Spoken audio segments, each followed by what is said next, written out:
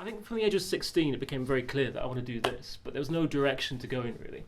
I just enjoyed the process. I enjoyed that thing, like having a blank page. I still have that thrill. You have a blank page, that anxiety, that fear, and then you go through this whole long process into this finished thing on a screen. It's completely addictive. And I guess about half a year later, I saw Razorhead at the Scala Cinema, and I didn't get it. I still don't get that film, but I just thought, wow, this just blew my mind. And especially with sound, because sound before was always illustrating something. Even if it was the most amazing spaceship sound, it was still illustrating a spaceship. Here was sound that was conveying the state of mind. In a way, it was a kind of like a poison, that film, because it became this kind of anxiety of influence, where everything I wrote for a few years afterwards just somehow linked back to Razorhead. Even though I didn't want it to, I'd show it to friends, you know, I'd say, oh, you've been ripping off a Razorhead again. And that was before you could rip things off, because I think after Tarantino, it kind of became acceptable to steal from other films. I definitely wanted to go to film school. I might skip that part because I'm a reject from film school, which I'm very jealous of you guys, but anyway. So I bought this brown Nitso camera for £15. It had everything you needed. It had the zoom, it had a wide enough angle, it had stop motion facilities, you could shoot time lapse, you could shoot in slow motion, you could shoot at 36 frames a second. So I just shot stuff, just getting a feel for the camera. There was an amateur theatre group in Reading called the Progress Theatre. Kenneth Branagh was there like a few years before me, so it was amateur, but it was a very, very good place where you could sort of get a feel for directing. To get to direct fringe theatre, I had to kind of act my way up. So I did a bit of acting, would you believe? And then within a year, they let me direct Metamorphosis. I did my own adaptation, not the Burkoff one. That was a really good experience.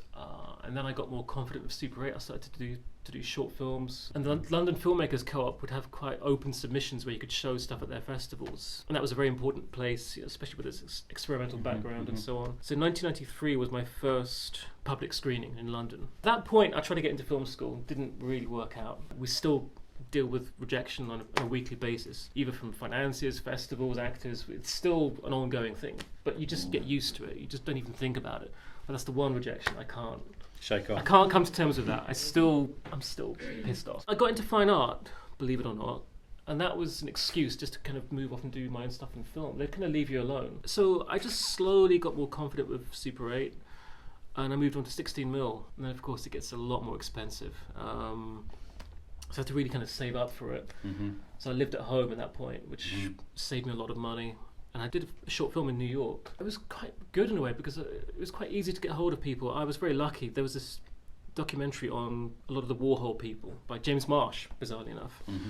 And from the BFI Film and Television Handbook, you could just call up the BBC, and they gave me James Marsh's number. And he said, oh, here's Holly's agents, Holly Woodlawn, her agent's number. And so I managed to get Holly in this film. And I think once you got a Warhol person, it was quite easy to get other people involved. And it took about a year to make this film.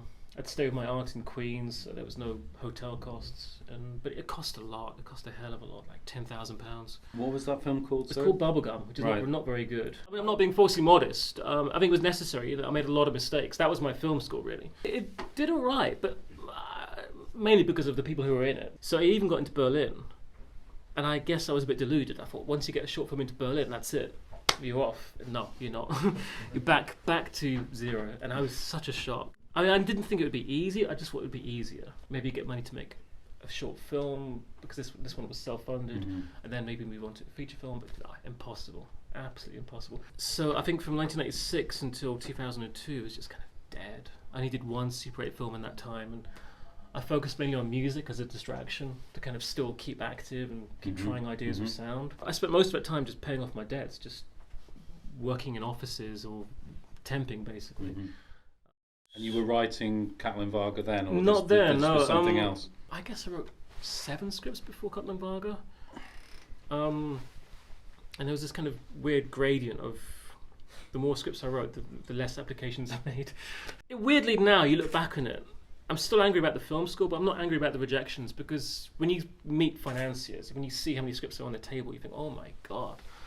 No wonder I was rejected or not even looked at properly. I mean, I would not want to be in their position. And you write 7 scripts, you're exercising your craft and you're exactly. learning. And yeah. But it was such a shock from writing in isolation than having something put onto film and working with actors and seeing how different it is from what is on the page and what you think is really great, and actually it's not working at all. And I think the other huge shock for me was I had the luxury, even though I was ignored, I had the luxury of working on one thing at a time.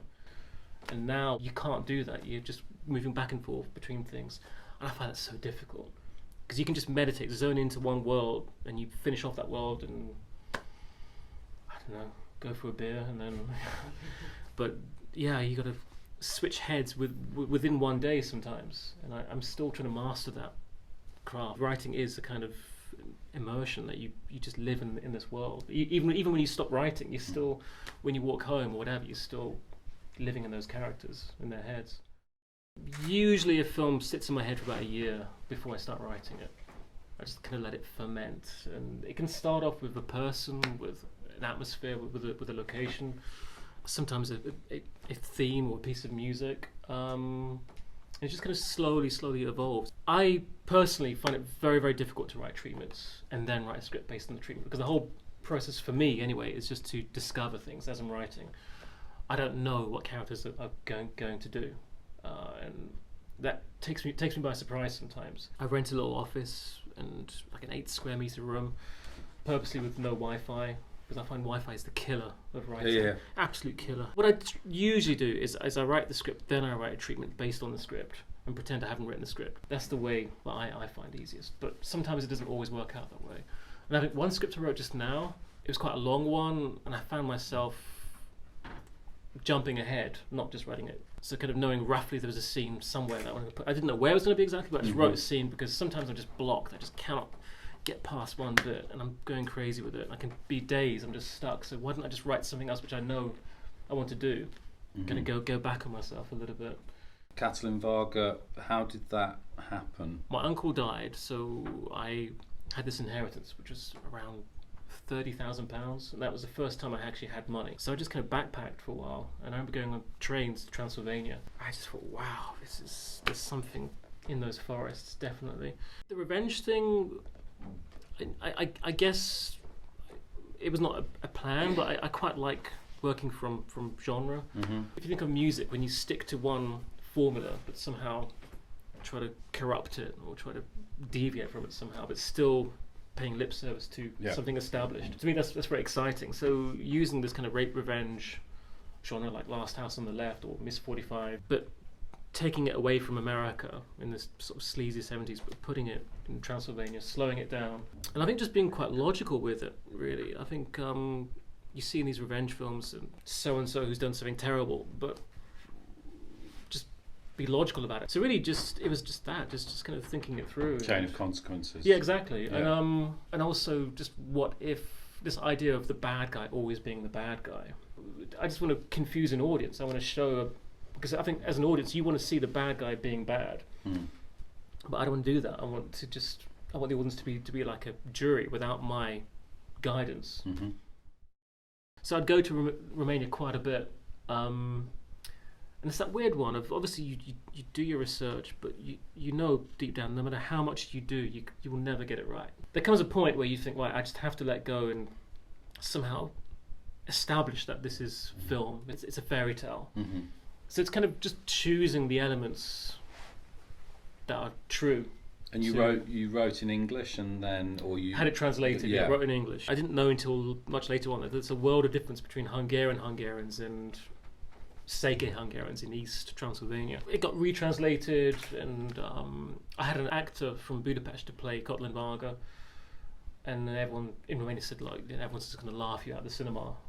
In England, nobody would know, but in those regions, they said, look, at least with the casting, just get it right. Politically, it was a little bit difficult because just to get the numbers in, I had to I couldn't always find Hungarians, so there were some Romanians in there, but suddenly when someone's killing someone else, you think, right. I got accused once of trying to stoke up racial hatred, but I was very careful because I had... A Romanian does kill a Hungarian at the end of the film, but that journalist was not paying attention because he's doing it in defense of his brother-in-law who was Hungarian. So he didn't, You managed to... He wasn't watching the film properly, the guy You managed to navigate these various... Yeah, but you have to a little bit, especially as an outsider. Yeah. Had I been... The guy from Reading's coming in and he's going taking sides. We shot in July 2006, We had a very small crew. We had 11 people. You shot on Super 16? Super 16. Yeah. So obviously I was there. 2 assistants were there. They were basically the producers, not the producers you see in the credits. How many days did you have? 17. We could fit in 3 cars. Yeah. The actors kind of lived there. We all lived in one house, basically. We just had this. One of the actors had his dad's place, which was huge. I think 3 lamps, but no tracks. We just had a tripod and a reflector. I think it was obviously getting a feel for the Seike rhythm and that relationship to the earth and that kind of slowness. But I mean, I just have amazing memories of doing it, just hitchhiking basically. It's not this kind of backwards demonic place that some people thought it was in the film. I felt a lot safer there than I doing Reading. I could afford to pay everyone up to a point, and then when it came to the sound mix, I couldn't. I had run out of money. So the guy was doing it for free, but his day job was doing commercials. He was a nice guy, but he just couldn't. You'd basically go in. I'm sure you've all been through this. Using downtime, go in and wait for the work to be done, and you wait and you wait. The breaking point for me was this one advert for a mobile phone.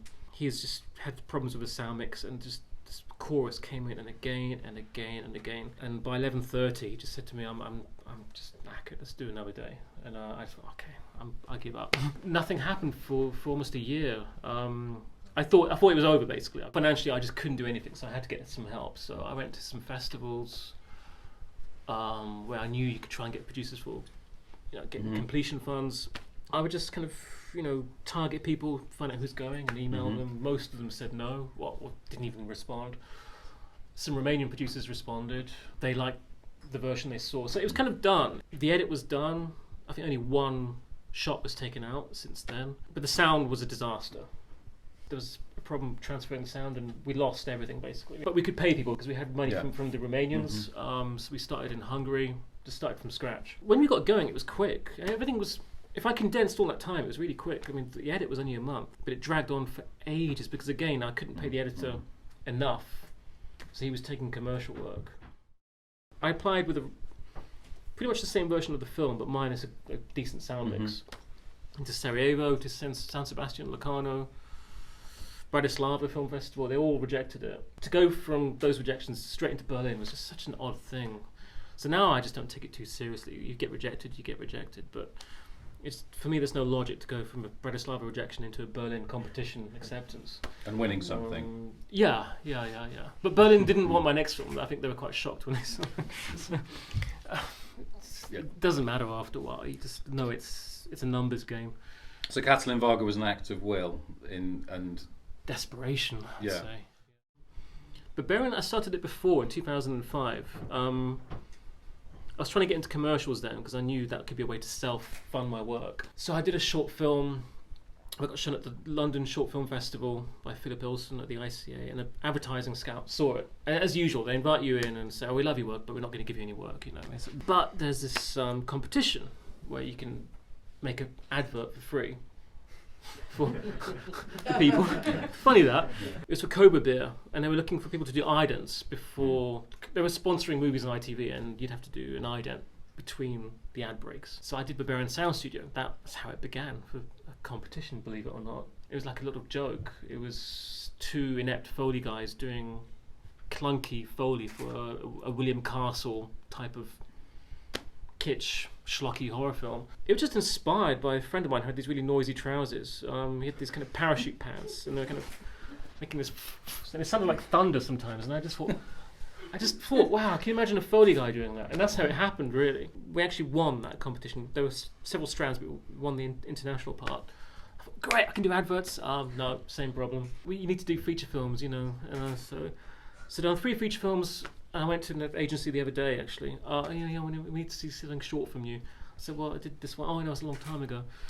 So, just give up. So I know my place now. I know I'm destined to stay in Hungary. That's fine. I accept it.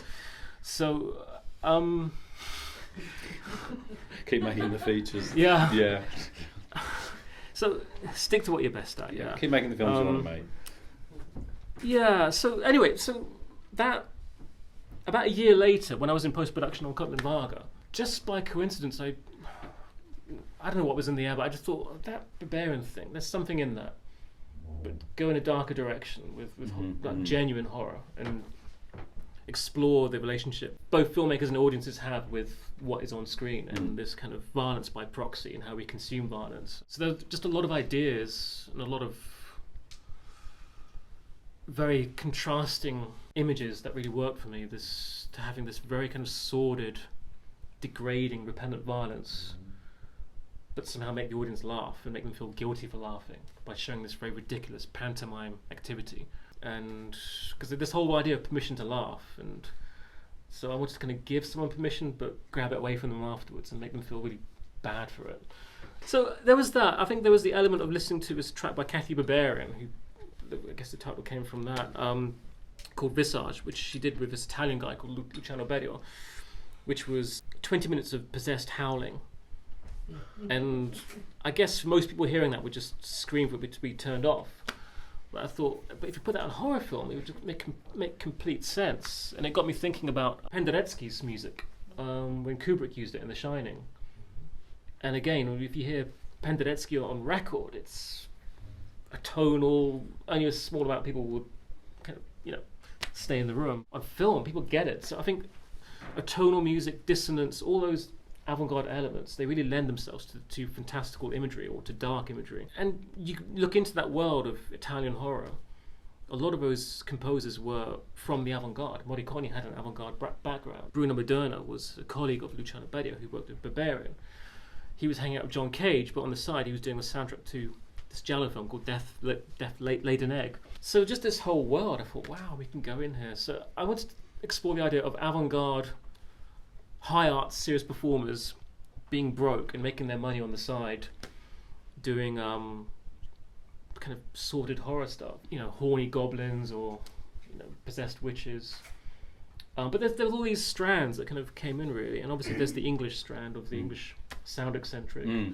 So it just kind of evolved over several drafts really. What does sound look like on the page for you? Does it exist on the page? Berberian's, I'd say most of the sound was on paper, because that was the subject. Yeah. The other two films, most of it was found in post. I tend to sort of, I guess with experience, I kind of think, why waste time putting it on paper, because it will change. And actually that's the thing about writing. I learned now that the kind of three scripts. There's the script I write prior to shooting.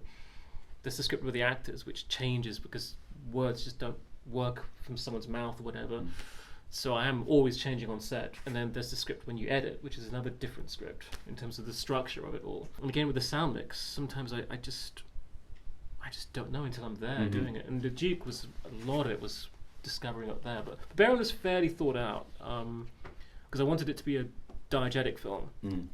But mixed in a way that was non-diegetic. The trickiest thing with Berberian was the perspective. That you got, the camera is moving from the mouth to a speaker to headphones. It's coming out all these different places and trying to follow that perspective. And that clash between subjective perspective and objective, which we do for the sake of drama. We have to kind of acknowledge that. So when Toby Jones's character has his headphones on, the sound is in full cinema volume. When another character has the headphones on, it's mostly, very thin with tinny frequency and quite low volume. Berberian was 1.5 million. Right. Katalin Varga was £25,000 to get up to final cut, and then you're gonna hate this, 74,000 euro extra. And I think with Katalin Varga, I basically paid people what a daily rate, what they would get as regular workers in Romania, not what they get as filmmakers or commercial people. If you pay them low wages, then they feel entitled to kind of say what they think. So they would always say, "Oh, this is shit. This is." And Duke was leaving lower budget. It was 1.1 million. Okay. That was on purpose. I realised if you go lower, you get left in peace a lot more. People just don't worry too much. You weren't shooting an extensive number of locations on either film? Well, Berberian, not at all. Just in the the studio. Duke, The house. not so much. A few bits. I mean, weirdly, even though you watch the film, it feels all quite contained. But actually, it was a lot of travelling because the institute is made up of 3 or 4 different places. The village is 4 hours away from the house. So, even though it looks like it's all contained, there's actually quite a bit of travelling to do. Berberian is all one place apart from the Box Hill thing, which drove us mad after a while because yeah, as you say, claustrophobic, and we had a lot of rotten vegetables, so it's just stank all the time. I mean, it's good motivation to kind of get you working quicker. It's weird when you watch it because you just can't remove yourself from the experience of this studio in London. Believe it or not, I make films for myself as well, and I have to kind of enjoy it. So it's harder to enjoy Berberian because I know what you went through. You had to get the circle line there and stuff. And well, Berberian had a weird afterlife. Berlin didn't want it. Cannes didn't want it. The only one who wanted it was Chris Fujiwara at Edinburgh. There was like a witch hunt for Edinburgh the year before, and it was like the worst place to show a film. But it was great for us because there's this kind of such pressure to get into the big ones like Berlin, Cannes, and Venice. Cannes is important, of course, but it's not the be-all and end-all. And there's this kind of inbuilt trauma that if you don't get into Cannes, you're kind of in a big mess, and I don't think that's the case. So Edinburgh was great for us, and we got distribution after that, America and the other places and so on. Well, no one's given me a script that I felt, wow, this is it, I want to do it. Usually you get offered stuff similar to what you've done, which is the most boring thing for me. I was getting sent quite a few scripts, and I knew I would have to just take something. There was a script that came along, which was kind of okay, I quite liked it. A star was attached to it, which I quite liked him. So I said yes. Then you get caught in this development hell, and I thought, right, this is what they mean by development hell. And it was 6 years of. I'd be indiscreet to talk about the fee, but it was shockingly low. You're doing rewrites, and it was an adaptation by someone else. But what I find in the UK is financiers tend to want their directors to kind of take over.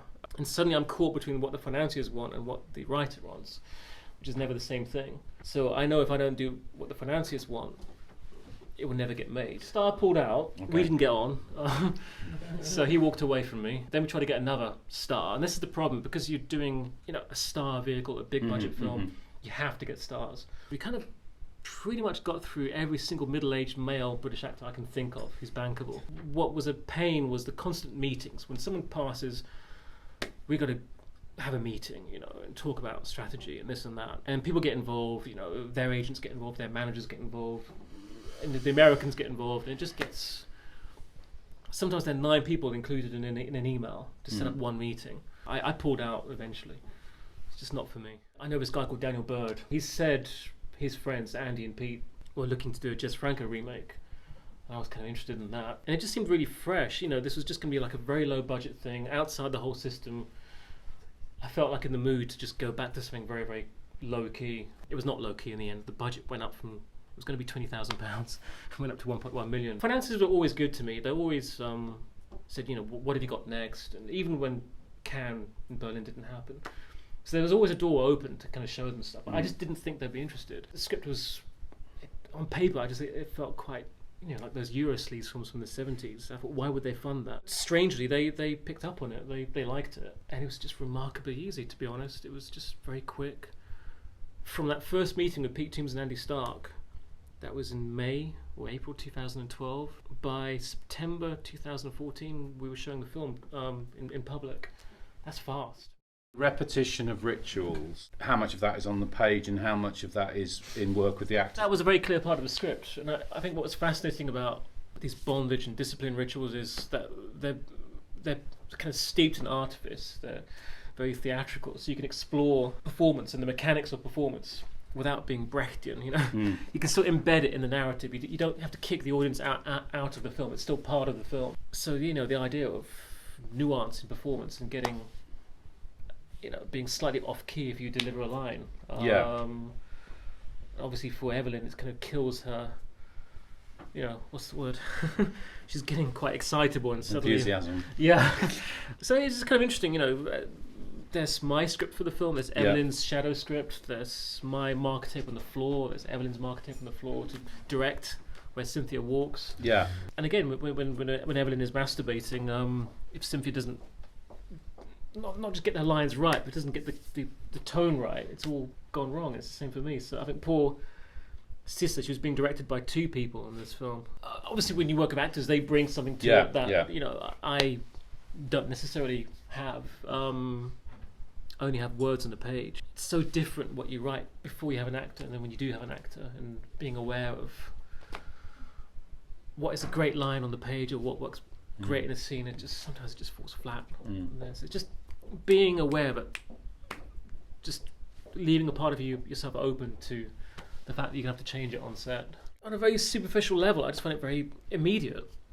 It's just within a year you can get it done. You do the script, you get it approved, you work with the actors for 2 days, you have 4 or 5 days of editing, and that's it, you're done. I tried writing for theatre, my first thing, like way back. I enjoyed it, but I found it very difficult, and I knew I couldn't do another one because I wanted things. I just basically wanted different sets. I didn't have that issue with radio. I didn't mind the absence of an image. I wanted to do something quite radiophonic, I guess is the word, but I realised 45 minutes of that, you're just going to, I'd even bore myself. So I ended up doing something quite conventional, I guess the most conventional thing I've done, a straightforward narrative with, believe it or not, a plot. I purposely didn't go to any kind of workshops. All of us are so different, and the beauty is that we just all have our different ways of arriving at something. A lot of it is intuitive, and sometimes I don't know why I've done something that way, and especially if you're doing something which is, again, bordering on the askew and moving away from plot. Finding that balance between something that just kind of flows out of your subconscious. I tend to write late at night. Things just kind of come out a lot easier. Get in the right frame of mind, listen to a certain type of music that kind of feeds that mood. And I think afterwards you do kind of pick the pieces up somewhat. Not always. I guess the scripts I've written are not plot heavy. They are more into characters. I'm heavily into atmosphere. What I tend to do in general, and this is even when I'm not writing, I always have a notepad on me and I just write observations. When I watch films, what I really want to see is those small details that a lot of filmmakers just kind of ignore. Just the way someone repeats a word, or just habits that people have. But I always write things down. So I have a huge list of things that maybe I'll use, maybe I won't use. And I think it's hard for me to just extinguish my voice from a character's voice. That I've read it in other scripts, this is the writer speaking, this is not the character speaking. And so sometimes I kind of, what I think are great lines, I might lose them. So I do try my hardest just to kind of live in that character. And obviously, I think the nature of writing is it is personal, and I think there is something of myself in all my characters. There's something of people I know in all my characters, but they're all exaggerated. They're all a mishmash of different things. I would never want to say this thing here and that person. That's me. I think I like it to be this kind of mystery that it's not clear